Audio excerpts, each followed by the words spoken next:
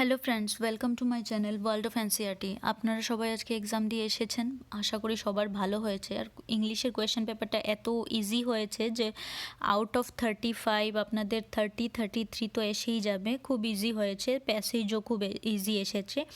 তো চলুন, আশা করি এতক্ষণে আপনারা আনসার কি বের করে ফেলেছেন। তো তবুও আমার তরফ থেকে আমি একটু আনসার কিটা ডিসকাস করছি অ্যাকর্ডিং টু মি কী হবে আনসার। তো চলুন দেখা যাক। ফার্স্ট অফ অল আপনারা যেটা পড়েছেন, এখানে প্যাসেজটা আমি পুরা পড়ছি না, এখানে শুরু করছি কয়েকটা লাইন দিয়ে। যেমন প্রথম কোয়েশ্চনটা হচ্ছে, according to the passage Gandhiji studied law mainly because. এই প্যাসেজ অনুযায়ী গান্ধীজি কেন ল পড়তে গিয়েছিলেন? এটার আনসার হবে এ, his family thrust upon him the study of law. Thrust মানে হচ্ছে জবরদস্তি, চাপিয়ে দেওয়া। তো এখানে একটা লাইনে আপনারা দেখেছেন, এখানে আছে যে সরি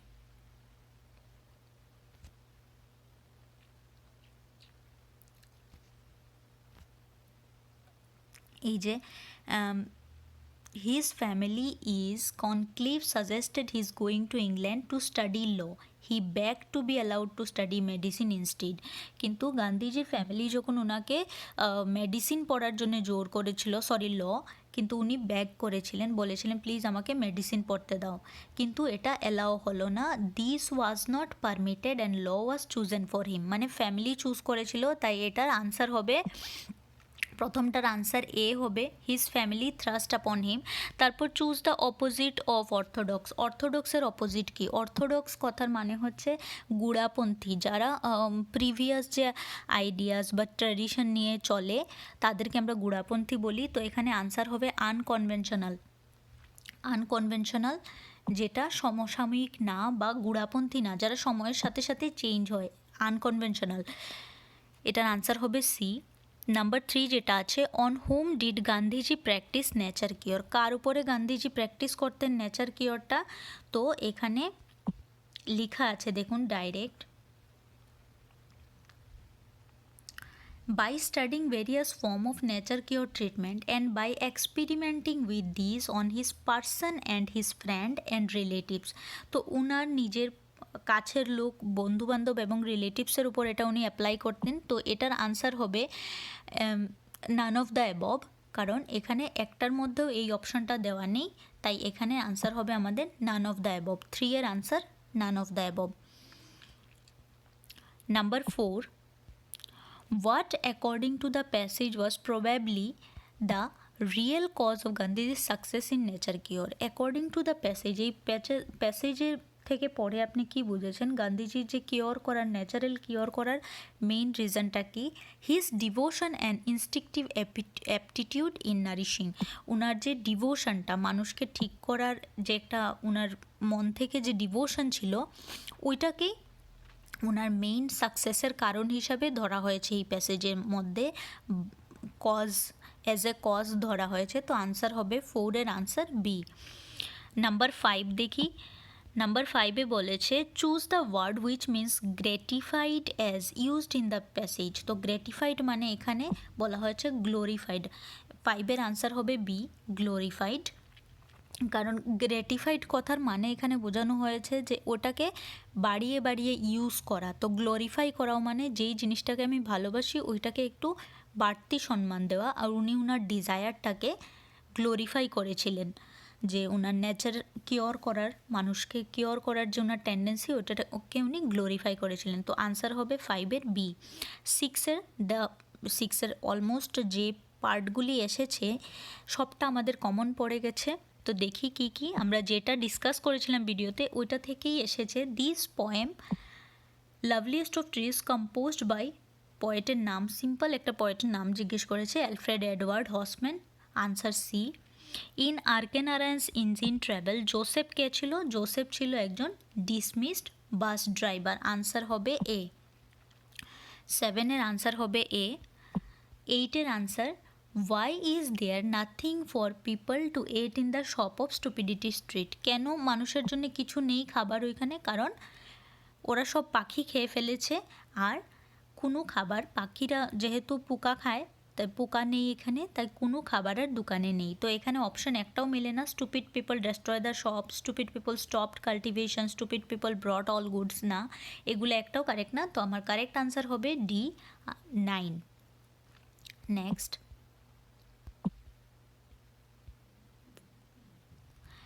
9 নম্বরের আনসার হচ্ছে In Pearl S. Buck's The Refugee, the quilt of the refugee are made of the white cotton staff, blue cotton staff, grey cotton staff. এটা আমি ভিডিওতে পড়িয়েছিলাম, মেবি আমার মনে হচ্ছে হোয়াইট কটন স্টাফ। আপনারা একটু চ্যাপ্টারটা দেখে নেবেন, আমার এক্স্যাক্টলি আনসারটা খেয়াল নেই কী হবে, হোয়াইট কটন নাকি ব্লু কটন না গ্রে কটন, একটু দেখে নেবেন।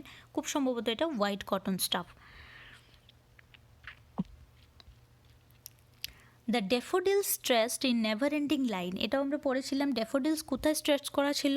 অ্যালং দ্য বে, আমরা পড়েছিলাম না অ্যালং দ্য বে। তো আনসার হবে আমাদের বি নাম্বার, এখানে বি হবে আমাদের correct answer.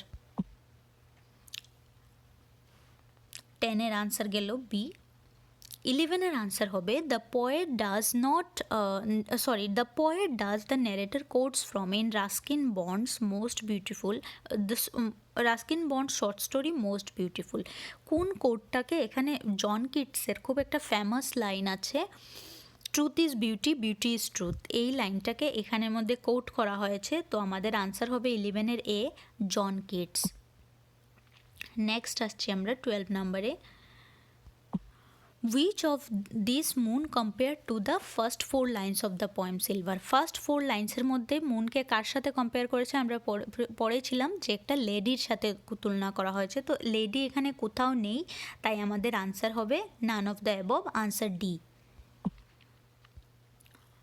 Answer 13, how many peach trees are there in the garden of the selfish giant? এটা 12 ছিল, 12 আমরা পড়েছিলাম ভিডিওর মধ্যে, 12 peach trees. Whom the poet considers his friend in the poem wanderthirst, ওয়ান্ডারথ্রাস্টের মধ্যে উনি কাকে ফ্রেন্ড হিসাবে বলেছিলেন? উনি সানকে ফ্রেন্ড হিসাবে নিয়েছিলেন। তো 14-এর আনসার হবে এ। সাথে সাথে আমরা এদিকটাও দেখে যাই। For how many months did doctor Vine suggest Lustre not to attend any party in JC thornless conversation? Conversation পয়েন্টের মধ্যে, প্রোজটার মধ্যে কত মাসের জন্য রেস্ট করার কথা বলা হয়েছিল? ওই লোকটা যখন ডাক্তারকে ডাকতে এসেছিল 6 মাসের জন্য বলা হয়েছিল। তো আনসার হবে 17-এর বি।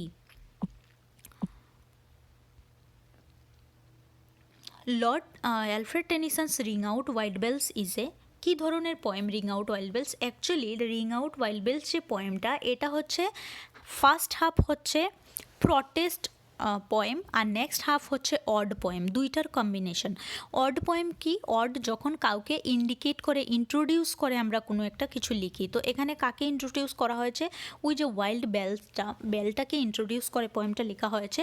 তো এটা হাফ হবে প্রটেস্ট পোয়েম, এটা ব্যালাড না, এটা এপিক না, এটা হাফ অড হাফ, আনসার হচ্ছে প্রটেস্ট পোয়েম। তো এটার আনসার সিও হতে পারে, আবার নান অফ দ্য অ্যাবভ হওয়াটাও বেশি সুইটেবল, কিন্তু আনসার সি দিলেও দিতে পারে আনসারকে যখন আসবে, কিন্তু এক্স্যাক্টলি এটা একটা অড, কমপ্লিটলি একটা অড না। তো নান অফ দ্য অ্যাবভ হওয়ারও সম্ভাবনা অনেক বেশি। Margie had to write her homework in, আমরা পড়েছিলাম ক্লাসে যে Margie had to write, Margie কীভাবে হোমওয়ার্কগুলি লিখতো? পাঞ্চ কোডে হোমওয়ার্ক লিখে সাবমিট করতে হতো। তো আনসার হবে 19-এর বি আনসার। 20-র আনসার কি? What does the poet see in the mirror of the future in the sonnet of the peoples of the Hindu college? তো উনি মিরর অফ দ্য ফিউচারে কী দেখেছিলেন? ওনার স্টুডেন্টের অনেক নেম ফেম হবে, ওরা ক্রাউন পাবে, এইসব আমরা পড়েছিলাম। তো আনসার হবে সি, ফেম। 20-র answer C, fame. 21, APJ Abdul Kalam felt himself dwarf standing next to, আমরা পড়েছিলাম চ্যাপ্টারের মধ্যে যে এপিজে আব্দুল কালাম কার পাশে দাঁড়িয়ে নিজেকে খুব শর্ট বা ডুয়ার্ফ মনে করছিলেন? Emperor Ashoka. Choose the appropriate preposition to complete the following sentence, এখানের মধ্যে কোন প্রিপজিশনটা লাগবে? He is neglectful of his dress, তো অফ এখানে কোথাও দেয়নি, এটার কারেক্ট আনসার হবে অফ, তাই আমাদের আনসার হবে এখানে নান অফ দ্য অ্যাবভ বা ডি আনসার, 25-এর D answer.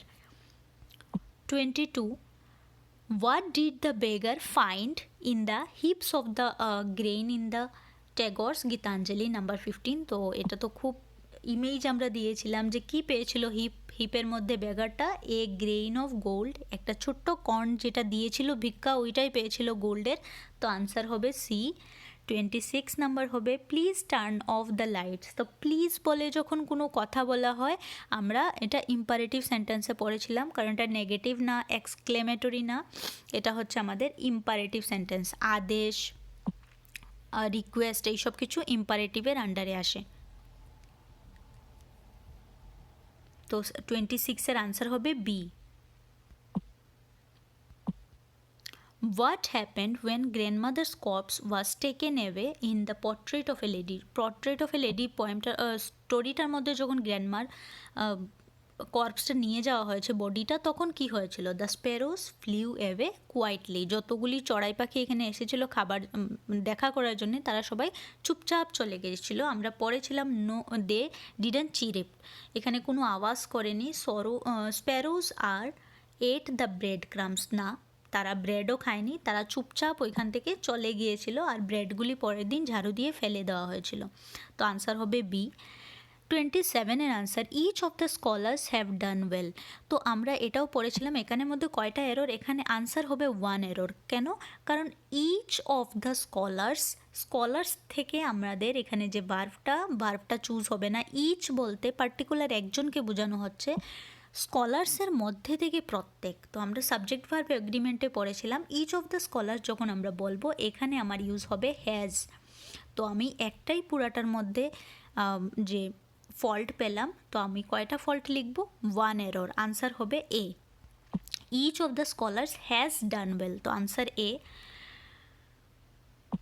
Whom does the poet ask to mark well in the patriotism by Sir Walter Scott? Walter Scott যে উনি কাকে মার্ক করতে বলেছেন? তো অ্যান আনপ্যাট্রিয়টিক পারসন, যে কিনা নিজের দেশকে ভালোবাসে না, তাকে মার্ক করতে বলা হয়েছিল পোয়েমে। তো 24-এর আনসার এ। 28-এর answer some and many are the examples of. এখানে কিসের example? Indefinite quantifiers, distributive quantifiers নাকি ডেমনস্ট্রেটিভ ডিটারমিনার্স? তো ডেমনস্ট্রেটিভ ডিটারমিনার্স তো নাই। ডিস্ট্রিবিউটিভ কোয়ান্টিফায়ার্স অ্যাকচুয়ালি যে এটা কোয়ান্টিফায়ার্সের আন্ডারে পড়ে, তো এটা হবে indefinite quantifiers. Distributive some and many, distributive কোয়ান্টিফায়ারও হতে পারে, কারণ এটা ডিস্ট্রিবিউটিভ ক্যাটাগরিতেও পড়ে, কারণ সাম আর আলাদা করে যখন আমি ডিভাইড করছি, তো এটা ডিস্ট্রিবিউটিভ কোয়ান্টিফায়ার্স আর ইনডিফিনিট কোয়ান্টিফায়ার্স এই দুইটার মধ্যে থাকতে পারে। কিন্তু এটাকে যখন আমি ব্রডলি ক্যাটাগরাইজ করি, তখন এটাকে সিম্পলি কোয়ান্টিফায়ার্স বলা হয়। তো আমাদের আনসার এই দুইটার মধ্যে থেকে একটা হতে পারে, খুব সম্ভবত ইনডিফিনিট আইডেন্টিফায়ার্স। এটা আনসারকে দিলে আমরা দেখব কারেক্ট তারা কোনটা নিয়েছে। আর ডিস্ট্রিবিউটিভ কোয়ান্টিফায়ার্সের মধ্যেও যদি আনসার থাকে তাহলেও ভুল হবে না, কারণ সাম মেনি বলে আমি ডিস্ট্রিবিউট করে দিচ্ছি আলাদা আলাদা করে এটাকে।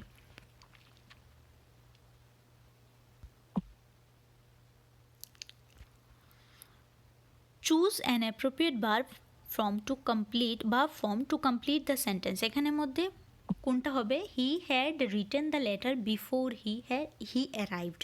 তো অ্যারাইভডই হবে কারেক্ট আনসার এ। 32 হচ্ছে he said bravo you have done well. আমরা এটা ক্লাসে করেছিলাম, যখন এরকমভাবে কেউ বলে তখন কি হয়? He praised him as he have, sorry, এটার আনসার হবে answer number A.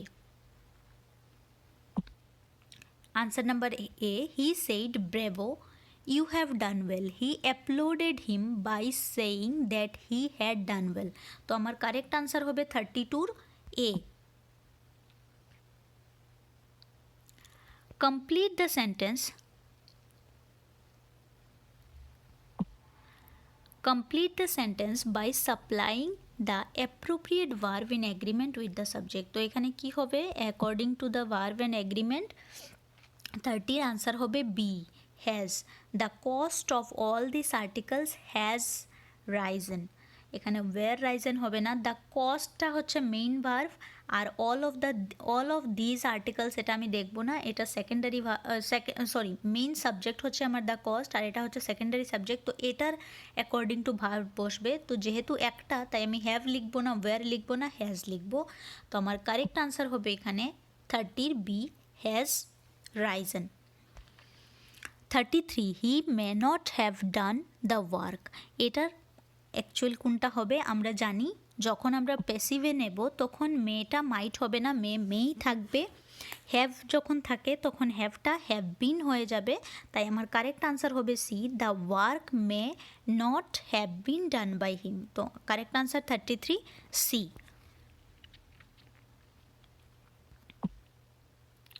What type of clause is in the following? What type of clause is the following one underlined in the sentence? এটার মধ্যে কোন টাইপের যে clause use করা হয়? তো choose a gift for whomever you want, যার জন্যে তুমি চাও একটা গিফট নিতে পারো। তো হুম এভার বললে এখানে একটা নাম চলে আসে, যে আমি রামের জন্য গিফট নিতে চাই, শ্যামের জন্য নিতে চাই। তো নাম রিলেটেড যখন কোনো একটা ক্লোজের পার্ট হয় তখন ওটাকে নাউন ক্লোজ বলা হয়। তাই 31-এর আনসার হচ্ছে সি। তারপর 34, ওয়ের ইজ দ্য সিচুয়েশন, কি বলছি আমি, ওয়ের is the salutation placed in a business letter? তো আমরা বিজনেস লেটারে যে ফরম্যাটটা দেখেছিলাম, এটাতে দেখেছিলাম যে ডেটটা কিসের পরে হয়, ডেটের পরে ডাইরেক্ট যাকে আমরা লিখছি তার অ্যাড্রেসটা হয়, তারপর সাবজেক্ট হয়, তারপর স্যালুটেশন আসে, অনেকটা পরে হয়। তো জাস্ট অ্যাবভ দ্য ডেট তো হবে না, জাস্ট বিলো দ্য ডেটও হবে না, অ্যালং দ্য ডেটও হবে না, ডেটের আশেপাশে থাকেই না স্যালুটেশন অনেকটা নিচে থাকে। তো আনসার হবে none of the above, D. 35, which of the following is not a part of a notice writing? Notice রাইটিংয়ের যদি আপনারা ফরম্যাটে দেখে থাকেন, যেমন লেটারের মধ্যে আমরা লিখি রেসপেক্টেড স্যার, রেসপেক্টেড, এরকম স্যালুটেশন যেটাকে বলা হয়, নোটিসের মধ্যে কোনো স্যালুটেশন থাকে না। তো বলছে নিচের কোন পার্টটা নোটিসের মধ্যে থাকে না, not a part of notice writing? তো সিগনেচারও থাকে, ডেটও থাকে। তো আমার আনসার হবে বি, স্যালুটেশন। এই গেল ইংলিশের পোর্শনটার। আমরা যা ক্লাসে করেছিলাম তার মধ্যে থেকে একদম 95% কমন এসেছে। আশা করি এখনও যারা আমার চ্যানেলকে সাবস্ক্রাইব করেননি তারা সাবস্ক্রাইব করে দেবেন নেক্সটে আরও ইউজফুল ভিডিওস পাওয়ার জন্যে। আর আপনারা যারা প্রথমবার এসেছেন তারা একটু দেখতে পারেন ভিডিওসগুলি গিয়ে, যদি আপনাদের ভালো লাগে তাহলে নিশ্চয়ই সাবস্ক্রাইব করবেন, সাথে থাকবেন। আর যারা আমার সাথে 1-1.5 মাস ক্লাস করেছেন, আশা করি সবার এক্সাম খুব ভালো হয়েছে, খুব ভালো সবাই লিখেছেন, কমন পড়েছে সব কিছু। সবাইকে অনেক অনেক ধন্যবাদ আবারও, আর রেজাল্টের জন্য সবাইকে আবারও অল দ্য বেস্ট।